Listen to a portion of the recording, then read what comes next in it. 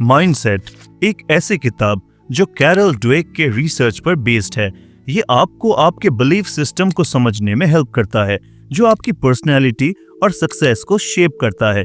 Carol Dweck, जो कि Stanford university के मशहूर साइकोलॉजिस्ट और ह्यूमन माइंडसेट पर अपनी रिसर्च से काफी फेमस है, उन्होंने अपनी इस किताब को 8 चैप्टर्स में डिवाइड किया है, जो माइंडसेट के हर पहलू को एक्सप्लोर करता है।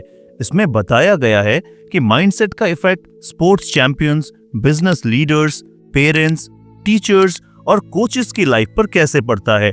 अगर आप ये जानना चाहते हैं कि सही माइंडसेट आपकी ग्रोथ और सक्सेस में कैसे रोल प्ले करता है, तो ये किताब आपके लिए एक परफेक्ट गाइड साबित हो सकती है। तो फिर चलिए अब शुरू करते हैं। Number 1, the mindsets.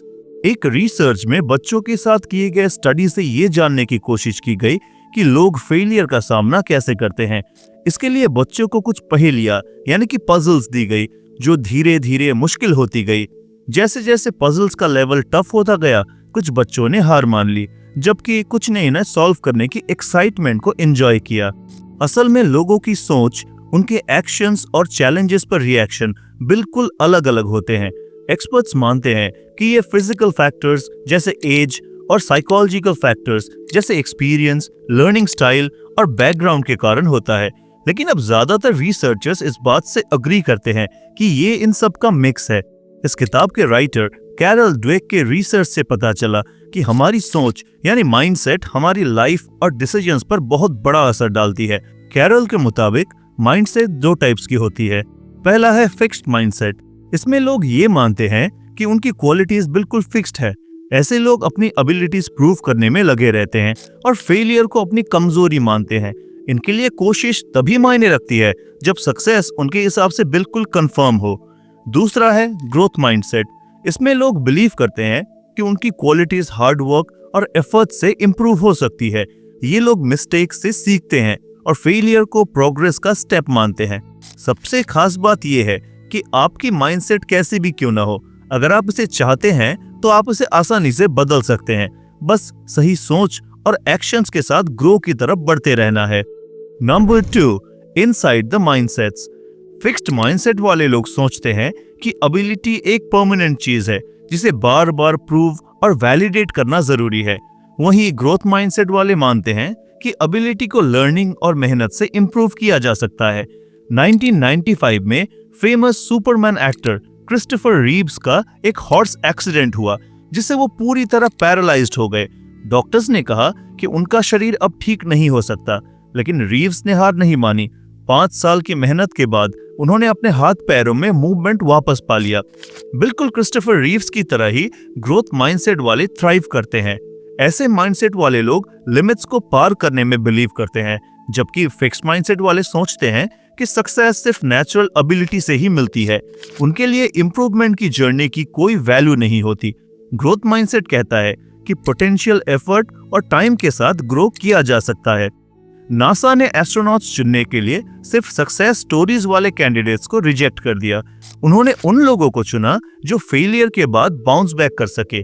Fixed mindset failure को आइडेंटिटी बना लेता है। उनकी जर्नी आई फेल्ड से शुरू होकर आई एम अ फेलियर में जाके खत्म हो जाती है, जबकि ग्रोथ माइंडसेट इसे पेनफुल एक्सपीरियंस मानता है, लेकिन इसे अपनी पर्सनैलिटी पर हावी नहीं होने देता। Mindset on effort and success.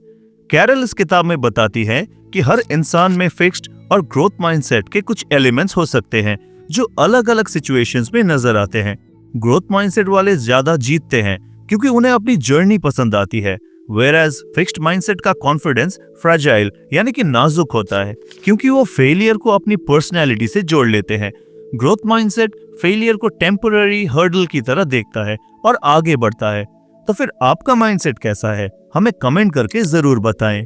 Number 3, the truth about ability and accomplishment. क्या आपने कभी सोचा है कि कुछ लोग उम्मीद से कम क्यों हासिल करते हैं, जबकि किसी को उम्मीद से कहीं ज्यादा मिलती है? इसका जवाब है हमारी माइंडसेट। अगर आपका माइंडसेट फिक्स्ड है तो आप खुद को लिमिटेड कर लेते हैं। ऐसे लोग सोचते हैं कि अगर टैलेंट है तो सब हो जाएगा। फिर इसी सोच के चलते वो एफर्ट को इंपॉर्टेंस ही नहीं देते और फिर कंस्ट्रक्टिव फीडबैक को भी क्रिटिसिज्म के रूप में देखते हैं। मशहूर आर्टिस्ट बेटी एडवर्ड्स ने अपनी किताब drawing on the right side of the brain में ये साबित किया कि ड्राइंग जैसे स्किल्स को भी एफर्ट से सीखा जा सकता है। उनके स्टूडेंट्स ने कोर्स के पहले दिन और 5वें दिनों बाद अपने सेल्फ पोर्ट्रेट्स बनाए।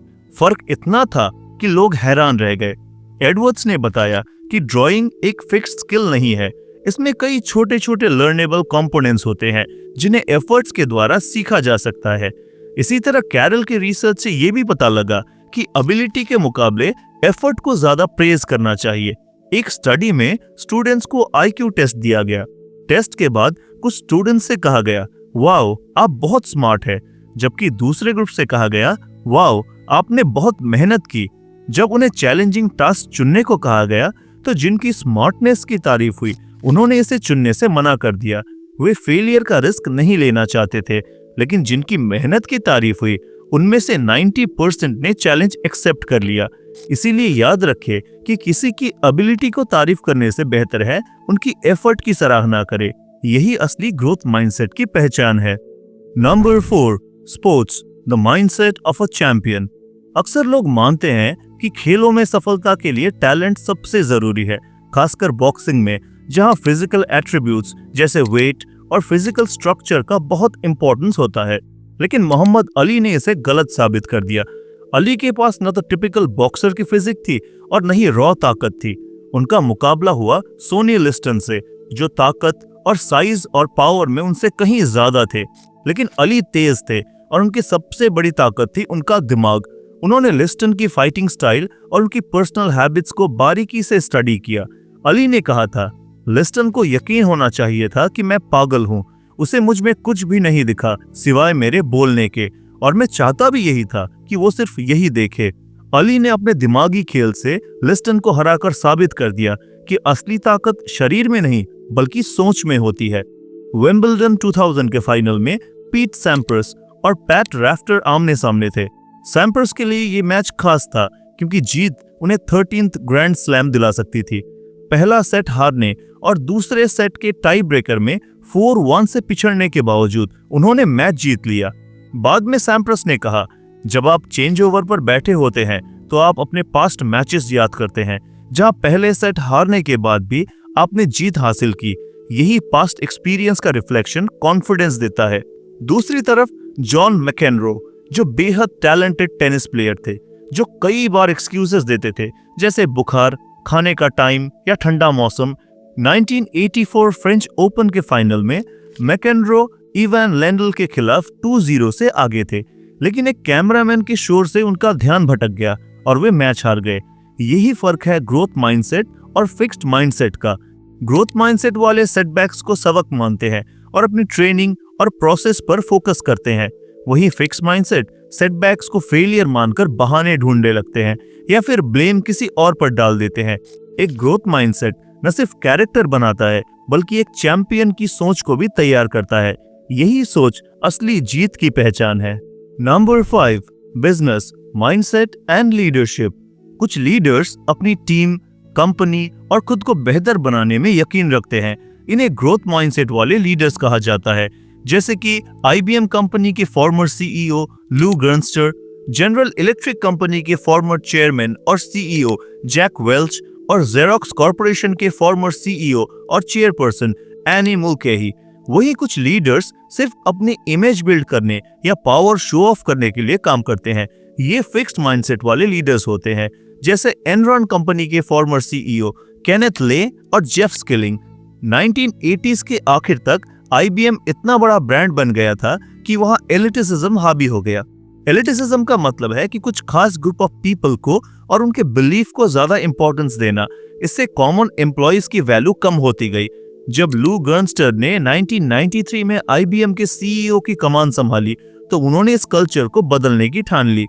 लू ने क्लियर कम्युनिकेशन चैनल्स बनाए, हायरार्की घटाई और मैनेजमेंट कमिटीज खत्म की।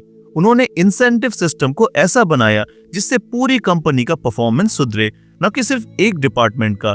लू ने IBM की पूरी एनर्जी एग्जीक्यूशन और कस्टमर नीड्स पर फोकस करने में लगाई। शुरुआत में लोगों को लगा कि लू कुछ खास नहीं कर रहे हैं, लेकिन मार्च 2002 तक IBM का स्टॉक 800% बढ़ चुका था और IBM IT सर्विसेज, हार्डवेयर और हाई परफॉर्मेंस कंप्यूटर चिप्स में नंबर 1 बन गया। इसके ठीक ऑपोजिट एनरॉन के केनेथ ले और जेफ स्किलिंग का माइंडसेट बिल्कुल अलग था। स्किलिंग अपने ब्रिलियंट आइडियाज से सहकर्मियों को डराते थे। उनका मानना था कि जो उनसे असहमत है वो स्मार्ट नहीं है। उनकी सोच थी कि पोटेंशियल प्रॉफिट्स को कंपनी के एक्चुअल प्रॉफिट्स की तरह दिखाना सही है। यही financial reporting jugglery Enron company के डाउनफॉल की वजह बनी। इस किताब के राइटर कैरल के मुताबिक इसके अलावा भी ग्रुप थिंकिंग एक बड़ा खतरा है। जब कोई ग्रुप लीडर को बिना सोचे समझे फॉलो करता है या खुद को सबसे ब्रिलियंट मानने लगता है तो क्रिएटिविटी और सही फैसलों की गुंजाइश बिल्कुल खत्म हो जाती है। ऐसा फिक्स माइंडसेट वाले लोगों में आम होता है। तो सवाल ये है कि क्या आप ग्रोथ माइंडसेट वाला लीडर बनना चाहेंगे या फिर फिक्स माइंडसेट वाला? आपके हिसाब से किस टाइप का लीडर सही है? हमें कमेंट सेक्शन में जरूर बताएं। दोस्तों, हम सबके अंदर भी एक लीडरशिप क्वालिटी होती है जिसे बस एक्सप्लोर करना पड़ता है। अगर आप भी अपने अंदर की लीडरशिप क्वालिटी को पहचानना चाहते हैं और लाइफ में ग्रो करना चाहते हैं तो फिर डेल कार्नेगी की famous book the leader in you की समरी वीडियो देख सकते हैं। इसे देखने के लिए आप आई बटन पर क्लिक कर सकते हैं।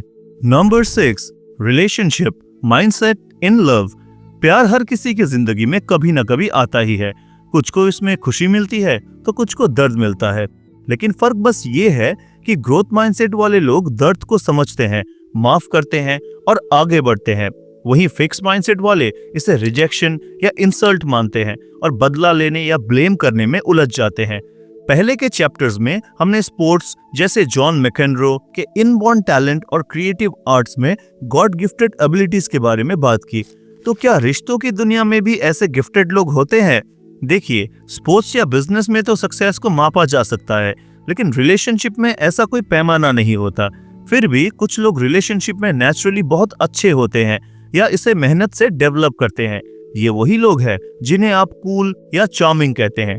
अभी तक माइंडसेट को एक इंडिविजुअल फ्रेम ऑफ रेफरेंस के तौर पर देखा गया, लेकिन रिलेशनशिप में 3 अलग अलग फ्रेम्स होते हैं, जिसका पहला है आप, दूसरा है आपका पार्टनर और तीसरा है रिलेशनशिप। इन तीनों फ्रेम्स में फिक्स्ड या ग्रोथ माइंडसेट के अलग अलग कॉम्बिनेशंस हो सकते हैं। अगर इन तीनों में ग्रोथ माइंडसेट है तो आप बिलीव करेंगे कि सब कुछ इंप्रूव और ग्रो किया जा सकता है। इससे रिश्ते लंबे समय तक चल सकते हैं और फुलफिलिंग बन सकते हैं। वहीं फिक्स माइंडसेट में लोग मानते हैं रिश्ते जैसे हैं वैसे ही रहेंगे, इन्हें इंप्रूव करना पॉसिबल नहीं। रिलेशनशिप इश्यूज हमेशा दूसरे व्यक्ति की गलती होती है। खुद को इंप्रूव करने की जरूरत महसूस होती है, जिससे कंपटीशन और ईगो बैटल शुरू हो जाती है। ग्रोथ माइंडसेट अपनाने से आप अपने रिश्तों को गहराई और पॉजिटिविटी के साथ आगे ले जा सकते हैं। बस जरूरी है कि आप और आपका पार्टनर दोनों एक दूसरे को ग्रो करने का मौका दे और खुद भी ग्रो करने की कोशिश करे। Number 7, parents, teachers and coaches mindset. कोई भी माता पिता ऐसा नहीं चाहते कि उनके बच्चे गलत दिशा में जाए, लेकिन कई बार अनजाने में माता पिता बच्चों को ऐसे मैसेजेस देते हैं जो उनकी सोच को फिक्स्ड माइंडसेट में बदल सकते हैं।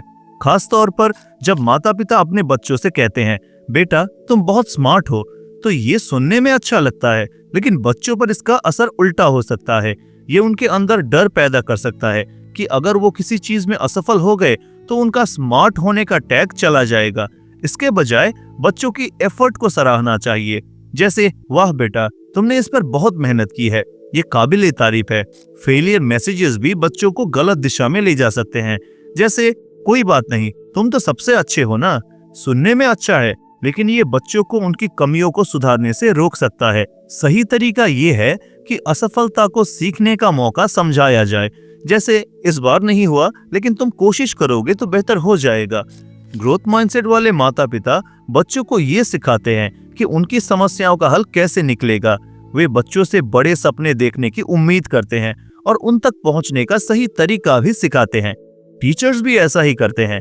एक ग्रोथ माइंडसेट वाला टीचर कहता है, मैं तुम्हें सीखने में मदद करूंगा, जबकि फिक्स माइंडसेट वाला सिर्फ स्टूडेंट्स के टैलेंट को परखने की कोशिश करता है।